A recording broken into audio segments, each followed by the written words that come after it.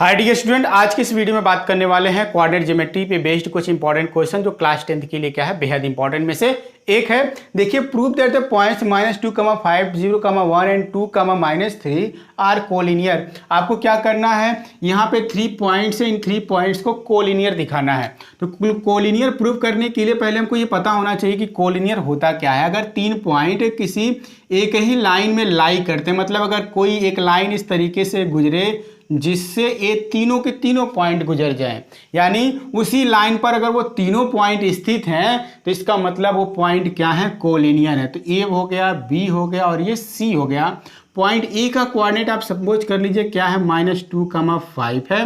B के लिए suppose कर लीजिए 0, 1 है। और फिर सी के लिए सपोज कर लीजिए कितना, 2, -3 है।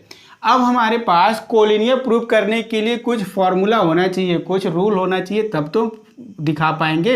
हमारे पास एक रूल यहाँ काम कर सकता है कि AB plus BC is equal to क्या होना चाहिए, AC होना चाहिए। अगर AB को प्लस BC को ऐड कर लें तो टोटल AC के इक्वल आना चाहिए। अगर ऐसा होता है तो तीनों पॉइंट्स क्या होंगे, कोलिनियर होंगे, नहीं तो नहीं होंगे। तो चलिए सबसे पहला काम हम क्या करते हैं, डिस्टेंस फार्मूला AB के लिए अप्लाई करते हैं। AB इज इक्वल टू अगर हम लिखें तो क्या लिखेंगे, AB is equal to x2 - x1 whole square plus y2 - y1 whole square. ये तो अपना फार्मूला हो गया। इस फार्मूले के बेस पे हमको काम करना है। AB के लिए अगर हम कैलकुलेशन करें तो AB के लिए अपने पास क्या है, x1 इज इक्वल टू देखिए -2 है, ठीक। y1 की वैल्यू अगर लिखेंगे तो क्या है, 5 है। फिर ऐसे ही x2 B के लिए पता चलेगा, x2 क्या है, 0 है। और फिर y2 आप लिखेंगे तो क्या है, 1 है। अब इसी वैल्यूज़ को यहाँ पे AB के लिए हमको पुट करना है और सॉल्व करना है। तो चलिए x2 की वैल्यू क्या है अपने पास, x2 0 है, 0 माइनस प्लस का 2 हो जाएगा, क्योंकि x1 की वैल्यू -2 तो प्लस का हो जाएगा, होल स्क्वायर हमने कर दिया। इसी तरीके से y2 - y1 तो 1 - 5 लिख दीजिएगा, 1 - 5 होल स्क्वायर। और ये देखेंगे 0 + 2 का स्क्वायर मतलब 2 का स्क्वायर, और 2 का स्क्वायर का मतलब क्या हो जाएगा, 4। और यहाँ देखिए -4 होगा, -4 का स्क्वायर करेंगे तो हो जाएगा 16। टोटल हो गया कितना, ये 20 हो गया, ठीक है। 20 को अगर सिंप्लीफाई किया जाए तो क्या लिख सकते हैं, 4 × 5 लिख सकते हैं। 4 का स्क्वायर रूट निकल जाएगा कितना, 2√5 हो जाएगा। यहाँ पर ला करके आप इसको क्या करते हो, बिल्कुल रोक देते हो। अब इसी तरीके से कैलकुलेशन करना है, क्या, कब के लिए, हम कैलकुलेट करेंगे BC के लिए क्या है, BC के लिए x1 की वैल्यू क्या है, 0 है, ठीक है। y1 की वैल्यू क्या है इस केस में, यहाँ पे देखेंगे तो 1 है। फिर x2 की वैल्यू हमको मिलेगा यहाँ पे क्या है, ये 2 है। और फिर y2 की वैल्यू क्या है, -3 है। इस तरीके से हमने क्या कर लिया, x1 y1 x2 y2 को यहाँ से छांट करके लिख लिया। अब अपने पास क्या कैलकुलेट करना है, BC के लिए सेम टू सेम वही फार्मूला अप्लाई करेंगे। तो x2 - x1 तो 2 - 0 का होल स्क्वायर लिख दीजिए, प्लस -3 -1 हो जाएगा, -3 - 1 का होल स्क्वायर कर दीजिए। ये देखेंगे हो जाएगा 2 का स्क्वायर प्लस -4 का स्क्वायर। तो ओवरऑल देखिए इसी तरीके से बनने वाला है ये। तो कितना हो जाएगा, 4 + 16 √20, और √20 को सॉल्व करेंगे तो 2√5 हो जाएगा BC की वैल्यू, ठीक है। AB BC हमने निकाल ली है। अब अपने पास क्या रह जाता है कैलकुलेशन करने के लिए, केवल AC। और AC के लिए अगर हम x1 इज इक्वल टू लिखेंगे, AC की बात हो रही है तो x1 -2 हो गया। और y1 अगर लिखेंगे, y1 इज इक्वल टू क्या होगा, तो क्या है, 5 है। फिर ऐसे ही x2 लिखेंगे तो कितना, 2 है। और y2 लिखेंगे तो कितना, सॉरी x2 नहीं, ये y1 होगा, ये y1 हो गया और यहाँ पे x2 ही होगा। चलिए x2 हो गया, x2 इज इक्वल टू कितना हो जाएगा, 2, और y2 इज इक्वल टू कितना, -3। इस तरीके से हमने क्या किया, x1 y1 x2 y2 को लिख लिया। अब क्या करना है, डिस्टेंस फार्मूला किसके लिए, AC के लिए अप्लाई करना है। तो x2 - x1, यहाँ देखिए 2 माइनस प्लस का 2 का होल स्क्वायर हो जाएगा, प्लस, और यहाँ देखिएगा y2 - y1 तो -3 - 5 होल स्क्वायर हो जाएगा। रूट में ये क्या हो गया, 4 का स्क्वायर, और ये देखिएगा माइनस का 8 हो जाएगा, -8 का होल स्क्वायर। रूट में ये कितना हो गया, 16, और ये कितना हो जाएगा, 64 और इसको अगर आप ऐड करें तो 6 4 कितना 10 हो जाएगा 6 और यहाँ का 1 7 7 1 यहाँ का 8 हो जाएगा। 80 को आप क्या लिख सकते हैं यहाँ से 16 इंटू 5 लिख सकते हैं, क्या लिख सकते हैं, तो 4 हो √5 हो जाएगा ये AC की वैल्यू। अब क्या करना है आपको AB प्लस BC करना है। तो चलिए AB प्लस BC को हम कैलकुलेट करें क्या होता है। AB प्लस BC कैलकुलेट करते हैं। AB की वैल्यू कितना है 2√5 है, तो 2√5 लिख लिया हमने, प्लस BC की वैल्यू भी 2√5 है, इसको भी लिख दीजिए 2√5। इन दोनों को आप ऐड करेंगे 2 कितना हो जाएगा 4√5 हो जाएगा। और AC की वैल्यू अपने पास क्या है 4√5 पहले से ही है। तो इस तरीके से ये AB plus BC is equal to क्या होता है AC। तो प्रूव्ड हो गया कि ये जो 3 पॉइंट्स हैं वो क्या है कोलिनियर है। ठीक है, इस तरीके से आपके पास सेकेंड क्वेश्चन एक और है, यहाँ पे आपको प्रूफ करना है। क्या प्रूफ करना है, so that the points 5, 6, 1, 5, 2, 1 and 6, 2 are the vertices of a square. Vertices का मतलब क्या होता है, शीर्ष होता है, और उस शीर्ष के निर्देशांक आपको दिए गए हैं। कोई एक क्वाड्रिलेटरल है, चतुर्भुज है, उस चतुर्भुज के शीर्षों के निर्देशांक दिए गए हैं, और हमको ये वेरीफाई करना है कि वो जो निर्देशांक दिए गए हैं वो किसके हैं, स्क्वायर के हैं, यानी किसके, वर्ग के शीर्षों के निर्देशांक दिए गए हैं। तो आपके पास करना क्या है, सबसे पहले एक फिगर आपको बना लेना है, उस फिगर के आधार पर ही हम लोग कैलकुलेशन करेंगे। हमको पता है कि ये क्या है कि स्क्वायर है, तो स्क्वायर के फॉर्म में ही हम क्या करते हैं, एक डायग्राम बना लेते हैं। ABC और ये क्या है D है, इसी के आधार पे सारा वैल्यू हम रख देते हैं। ये 5, 6 हो गया A की वैल्यू, देखिएगा B की वैल्यू कितना 1, 5 है, फिर C की वैल्यू क्या है 2, 1 है, और फिर क्या है 6, 2 है। ठीक है, इस तरीके से क्या करते हैं, जितने भी कोऑर्डिनेट हैं वर्टिसेस के, वहाँ पे ये वर्टिसेस मतलब कौन, ये पॉइंट, ठीक है, कार्नर पॉइंट, इसी कार्नर पॉइंट का ये क्या है कोऑर्डिनेट है, निर्देशांक है। उन्हीं निर्देशांकों को हमने क्या किया, फिगर पे रिप्रेजेंट कर दिया। अब अगर ये स्क्वायर है तो ऑल साइड इक्वल होना चाहिए, बराबर होना चाहिए सभी, यानी AB BC CD DA क्या होगा, एक दूसरे के बराबर होगा। डायगोनल भी एक दूसरे के क्या होगा, बराबर होगा। और एक लास्ट काम करना रह जाएगा कि यहाँ पे जो एंगल होगा वो कितने डिग्री का होना चाहिए, 90 डिग्री का होना चाहिए। तो चलिए कैलकुलेशन कर लेते हैं। सबसे पहला काम AB, हम AB के लिए अगर लिखना चाहें डिस्टेंस फार्मूला तो क्या लिखेंगे, x2 minus x1 whole square plus y2 minus y1 whole square. इस तरीके से हम क्या करते हैं, फार्मूले को कैलकुलेट कर लेते हैं। ये x1 हो गया, y1 हो गया, x2 हो गया और ये y2 हो गया। इसी के आधार पे सारे डाटा को हम लोग क्या करते हैं, पुटअप करते हैं। 1 - 5 लिख दीजिएगा, 1 - 5 होल स्क्वायर प्लस y2 कितना है 5 - 6 लिख दीजिएगा, 5 - 6 होल स्क्वायर। तो ये ओवरऑल ये कितना हो जाएगा, -4 का स्क्वायर, -4 का होल स्क्वायर लिख दीजिए, प्लस 5 - 6 कितना, -1 का होल स्क्वायर हो जाएगा।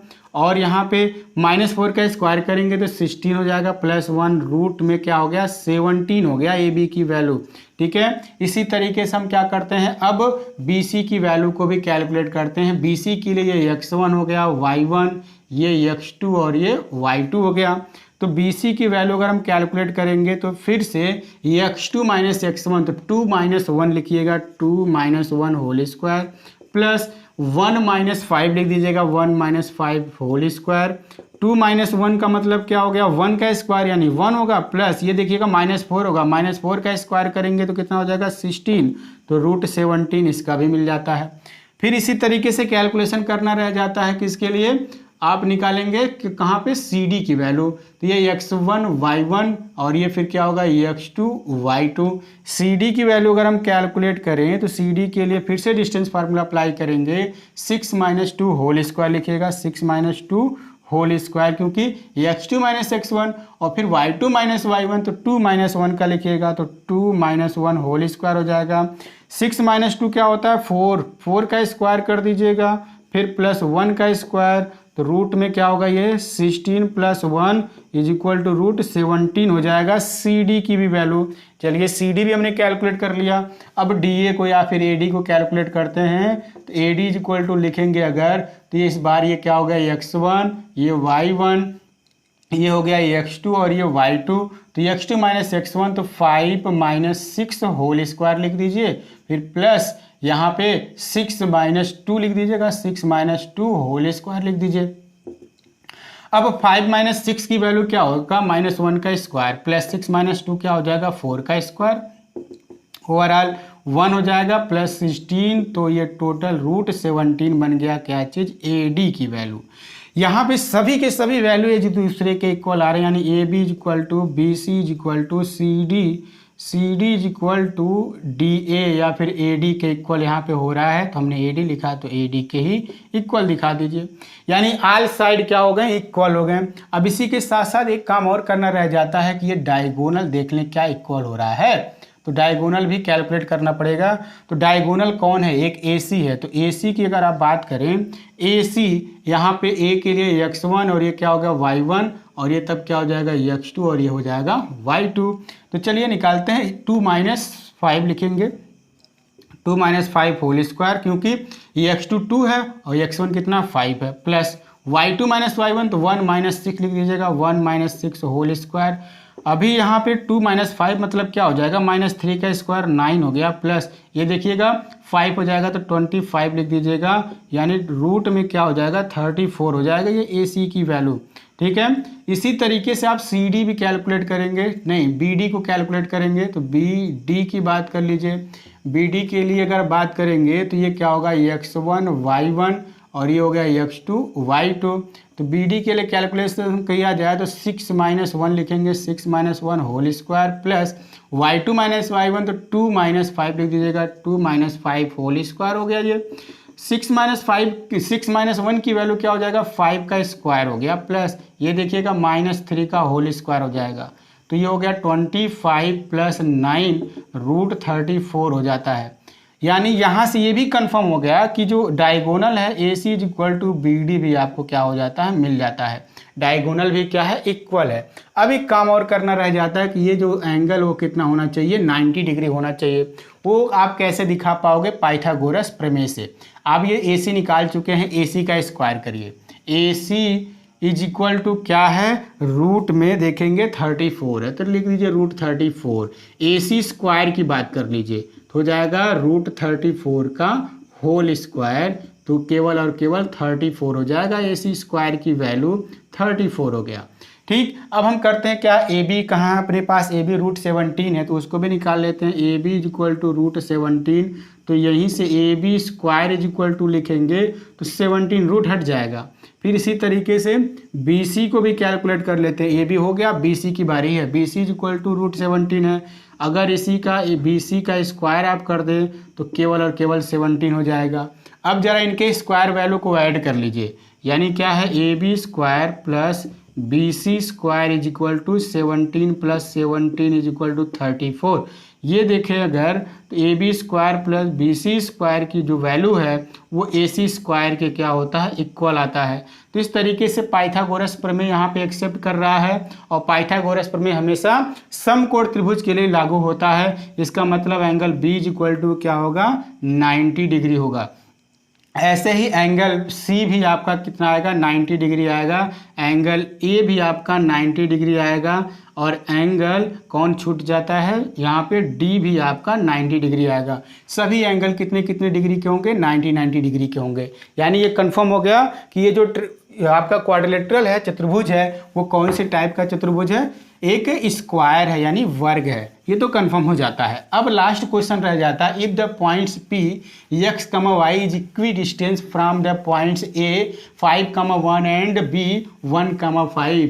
अगर क्या है, यहाँ पे कोई एक पॉइंट P है जो दो अलग अलग टाइप के पॉइंट से समान दूरी पर है, तो यहाँ वेरीफाई करने के लिए हमको है कि x is equal to y होना चाहिए। अगर ये पॉइंट आपका पॉइंट P हो गया, चलिए ले लीजिए पॉइंट P, और एक पॉइंट A हो गया, और एक पॉइंट आपका कौन है, B हो गया।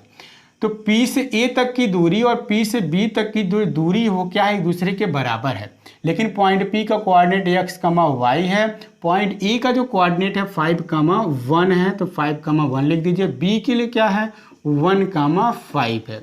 आपका ये डिस्टेंस इस डिस्टेंस के क्या है, इक्वल है, तो हमको ये वेरीफाई करना है कि x इज इक्वल टू क्या होगा, y होगा, ये दोनों एक दूसरे के क्या होंगे, बराबर होंगे। तो अगर ये इक्वी डिस्टेंस पर हैं, समान दूरी पर हैं, तो चलिए दूरी को बराबर लिखते हैं। यहाँ हमको दिया हुआ है A P is equal to क्या चीज बी पी, क्यों? क्योंकि इक्वी डिस्टेंस पे समान दूरी पर हैं। दोनों साइड का क्या कर दीजिए आप इस तरीके से ना लिखते हो, अगर ए पी की बात कर लें तो ये हो जाएगा x1 y1, ये तब हो जाएगा x2 y2। चलिए लिख देते हैं, ये हो जाएगा रूट में ए पी, x2 की वैल्यू क्या है x माइनस क्या होगा यहाँ पे x1 की वैल्यू 5 है तो होल स्क्वायर लिख दीजिए, ठीक है। प्लस इसी तरीके से y2 माइनस y1 की बात कर लीजिए, y2 की वैल्यू क्या है y है, y माइनस क्या हो जाएगा 1 का होल स्क्वायर हो जाएगा इज इक्वल टू, फिर से रूट में लिखिएगा bp की बात कर लें। इस बार ये हो गया आपका x1 y1, bp की बात कर लिए हम, तो यहाँ पर x2 माइनस x1 तो x माइनस 1 का whole square plus y2 minus y1 तो y माइनस 5 होल स्क्वायर। इस तरीके से आप क्या करोगे, सबसे पहले लिख लोगे डिस्टेंस फार्मूले से, बोथ साइड क्या कर दोगे स्क्वायर कर दोगे, ऑन स्क्वायरिंग बोथ साइड, ठीक है। अगर ऐसा करेंगे तो ये जो स्क्वायर रूट है ना दोनों साइड का वो हट जाएगा, तो हट जाएगा तो क्या x minus 5 whole square plus y minus 1 whole square is equal to x minus 1 whole square plus y minus 5 whole square लिख दीजिए। ये देखिए a माइनस बी का होल स्क्वायर है तो खोल दीजिए, a स्क्वायर यानी x square plus b square यानी 25 हो जाएगा, माइनस 2ab होता है तो 2 5 जा 10 हो जाएगा 10x, ठीक है। इस तरीके से y माइनस 1 को भी खोल दीजिए, y square plus 1 minus 2y हो जाएगा। यहाँ भी ओपन कर दीजिए, x square plus 1 minus 2x हो जाएगा, इसको भी ओपन कर दीजिए, y square plus 25 minus 10y हो जाएगा। अब क्या है x स्क्वायर को x स्क्वायर से y स्क्वायर को y स्क्वायर से कैंसिल कर दीजिए, 25 से 25 कैंसिल हो जा रहा है, 1 से देखिए 1 कैंसिल हो जा रहा है, और कौन बचता है 10x, माइनस 10x लिख दीजिए, माइनस 2y लिख दीजिए is equal to minus 2x लिख दीजिए और माइनस 10y लिख दीजिए। अब x को x की तरफ y को y की तरफ ट्रांसफर करना है, तो माइनस 10x और ये प्लस 2x हो गया इधर आकर के, और माइनस 2y RHS में भेज दीजिए, माइनस 10y प्लस 2y हो जाता है। ये सॉल्व कर देंगे तो minus 8x is equal to minus 8y हो जाएगा, माइनस 8 कैंसिल तो x इज इक्वल टू क्या हो जाएगा y मिल जाएगा, और यहीं पर ये क्या हो जाता है प्रूव्ड हो जाता है। इस तरीके से आपके तीनों क्वेश्चन क्या होते हैं सॉल्व हो जाते हैं बहुत ही आसान तरीके से। तो मिलते हैं इसी चैप्टर के कुछ नए वीडियो में, तब तक के लिए दीजिए इजाजत, बाय बाय।